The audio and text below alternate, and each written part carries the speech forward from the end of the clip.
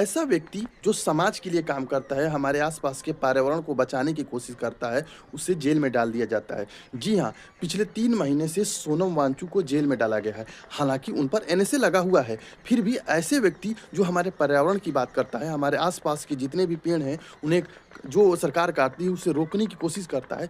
ऐसे लोगों को सरकार क्या करती है, जेल में डाल देती है। लेकिन ऐसे लोग जो बलात्कारी होते हैं, अत्याचारी होते हैं, गुंडा होते हैं, मवाली होते हैं, वो कुछ दिन के लिए जेल में जाते हैं और जेल से छूटकर बाहर आ जाते हैं और छुट्टा सांड की तरह जो है कि घूमते हैं। ऐसे लोगों पर कोई भी कार्रवाई नहीं होती है, लेकिन जो पढ़ा लिखा है, डॉक्टर है, इंजीनियर है, अगर वो सवाल करेगा सरकार से तो उसे जेल में डाल दिया जाएगा। तुम ज़्यादा पढ़े लिखे हो, तुम सरकार से सवाल करना करोगे। तो ऐसा ही हुआ सोनम वांगचुक के साथ। पिछले कई सालों से सोनम वांगचुक ने लद्दाख में जो भी पेड़ कट रहे थे, उन पेड़ों को बचाने के लिए उन्होंने बहुत प्रयास किया। उन्होंने अनशन किया जो है कि माइनस में जो है कि वहाँ टेम्परेचर था, वहाँ पर उन्होंने भूख हड़ताल की, बिना खाए-पिए हड़ताल की, लेकिन फिर भी इसका असर मौजूदा सरकार पर नहीं पड़ा। इसे देखकर उन्होंने क्या किया कि दिल्ली जाने का रुख किया। जब दिल्ली गए तो वहीं बीच में उनको क्या कर लिया गया, अरेस्ट कर लिया गया। जब अरेस्ट कर लिया गया और किसी तरह जो है कि अरेस्ट करने के बाद फिर उनको जेल में डाल दिया गया। ऐसे व्यक्ति जिन्हें 2018 में एशिया का नोबेल पुरस्कार यानी कि रैमन मैग्सेसे पुरस्कार प्राप्त किया गया था, वो एक इंजीनियर हैं, वो एक एक एक समझिए कि पर्यावरण को समझने वाले व्यक्ति हैं।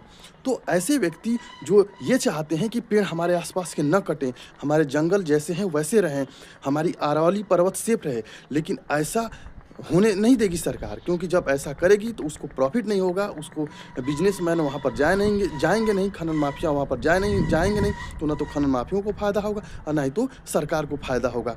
तो इस तरह चीज़ें जब हमारे देश में हो रही हैं, तो समझिए कि इसका जो असर पड़ेगा, बहुत ही बुरा प्रभाव पड़ने वाला। आज नहीं पड़ेगा, लेकिन कल ज़रूर प्रभाव पड़ेगा। जिस तरह अरावली पर्वत को काटने के लिए बात कही जा रही है कि अगर 100 मीटर से ऊँचा कोई पर्वत है अरावली में, तो उसी को ही जो है कि काटा जाएगा।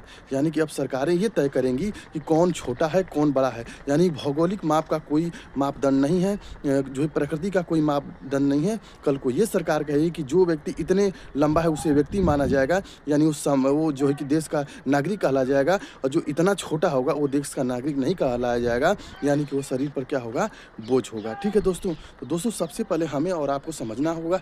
जय हिंद, जय भारत।